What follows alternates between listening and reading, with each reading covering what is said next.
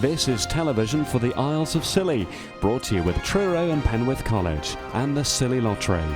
From Radio Scilly, this is scillytv.com.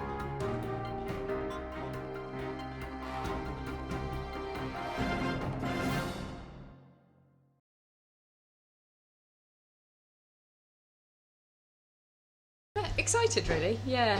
It has been a long time coming, and it kind of all seems a little bit surreal, really, that it's actually happening. So when did this project start for you? December 2009, I think it was, when the Duchy sent round like the letter saying, inviting islanders to sort of put forward any plans. So yeah, and I put forward one then, and it's kind of gone from there. No, you're not a newbie to this game. You've worked for years on Tresco, haven't you, in the stores there? Well, not years. No, once I decided to go for this, I decided to get work experience with my sister on Tresco, and so I started work there April last year. So I've just been there for a year. What's been the most difficult challenge for you? I think probably just sort of working out what exactly I'm going to be stocking, how much I need, the actual sort of all the bits coming together at the end. It's been sort of really hectic trying to, remember every little thing and all the different suppliers and everything like that, really.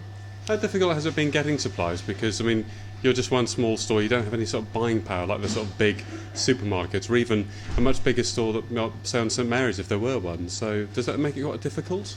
Yeah, I've been very lucky with the fact that my sister has run Tresco stores, because she's been able to be my trade reference for most of my suppliers. And obviously she's worked there for quite a long time, where she's been able to source the best people, and obviously she knows what suppliers are good at getting produce here, fresh and well packed, so it does actually arrive in a good state. So I've been very, very lucky there, because I think it would have been very difficult to sort of start up with those relationships just off, for just not having those connections to begin with. So yeah. Has it made it difficult with getting produce with the relatively small amount of throughput you're going to have? Because you can bulk buy if you're a bigger retailer. Have you found it difficult with pricing? Are there things that you decided not to stock because you couldn't do it affordably? No, not really. Most suppliers in the southwest do deal with all the small shops, so it hasn't really been a problem. The only thing that I've got issues with is really like newspapers, because you have to put a really big deposit down to actually get contracts with WH Smith and Dash, so it's just something that I haven't been able to do. But then again, it wasn't a massive demand for it anyway, so I'm hoping I'll be able to get one or two papers maybe through Tresco stores or St Mary's and get them up here for locals, but yeah, that's pretty much the only thing. And have you had locals telling you what to stock?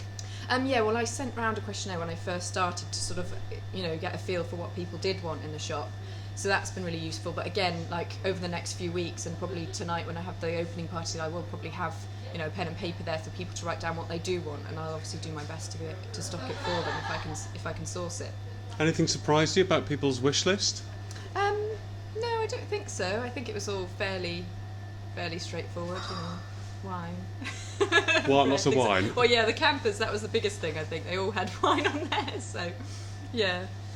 Are you going to create a sort of breed of almost Briar agrophobes who won't leave the island because they've got everything here now? Yeah, maybe. I don't know. I'm sure they'll probably always find something they need to go somewhere else for, but yeah. Have you looked at other shops on the mainland? Have you been going around looking at community stores? Yes, I went to go and see a community shop in Sprayton in Devon, because they had a similar funding to what I had with the local action group over here, which has obviously been a massive help for making this project actually happen. And I saw there, and they gave me advice on what works for them. Obviously they were kind of a different setup, as they were a community shop, and they sort of had a different population and everything, but it was really interesting to see and find out what their challenges were. Did they have any key messages for you or any advice for you? I think they just said get it all really well planned beforehand before you could kind of go into it, because I think they kind of didn't really sort of decide what they were going to be stocking and stuff, and they kind of had a few months of sort of not having proper suppliers and things like that, so they just said plan well ahead. Are you prepared? I think so, yeah. There's one or two things obviously that I haven't been able to get for opening day, but I'm not worrying about it too much. Again, obviously I was kind of focusing on having a bakery section here, and being just me, I haven't been able to do that yet. I've got a few bits and pieces, but not on the scale that I would like and would want to do in the future. So I've got to wait until my sister's going to come back and help me run the place, but she's not back until the beginning of July. So I'll have a couple of weeks where I'm not fully stocked. But So a bakery is the next development, is it? yeah. I'm hoping to do. Well, I'm probably just going to start off just doing like bread rolls and basic loaves. And then if it is successful and I've got the time to do it, then I will do sort of more speciality breads and things like that. Any other future development ideas? I think that's it for now. I mean, I'm sure I'll always think of something more I could do, yeah. And you can be open 7 days a week, and you're going to be here personally. Yes, I am, yeah. How long's that going to last? Well, probably for the next few years at least, yeah. Yeah, I've got to really. It's the only way you can run a business, really. Yeah. And I suppose you're going to be the most informed person on Briar, aren't you? Because, like in certain businesses on St Mary's, if you're the shop, you're the sort of centre of information, you're the place that gets to hear all the gossip. Yeah, hopefully. Yeah. Is that the incentive? Yeah, definitely. Yeah, no, I'm sure I will find out all the gossip. But obviously, I used to work at the campsite, so I kind of knew, what people would ask for. I know they were always asking for blankets, people that come sort of out of season, and it's not as warm as they expected, and things like that. So, yeah. And I know that lots of families that used to go to the campsite used to let their kids just roam up to the old shop and buy sweets. Are you going to offer anything to fulfil that need? Oh yeah, I've got a lot of sweets. Lots of sweets? Yeah, I've really over-ordered the sweets. Yeah, so I've definitely got that, covered. So what's going to happen for your opening event this evening then? Well, basically, we're having a bit of a ribbon cutting event. I've asked June Bushell, the previous proprietor of Briar Stores, to come and cut the ribbon for me. And also, I think the local action group are going to present my plaque as well. And what about local produce? Have you got much of it? I have, yeah. I've just received my eggs from Mike and Sue Pender, and also I'm hoping to get some vegetables from them as well. I've got like the St Agnes milk and clotted cream, and I've got the St Agnes chocolate coming, and I've also got Veronica Farms fudge.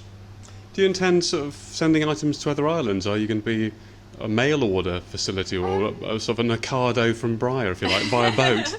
I don't think so, no, because I think most of the other shops have got all the same sort of things.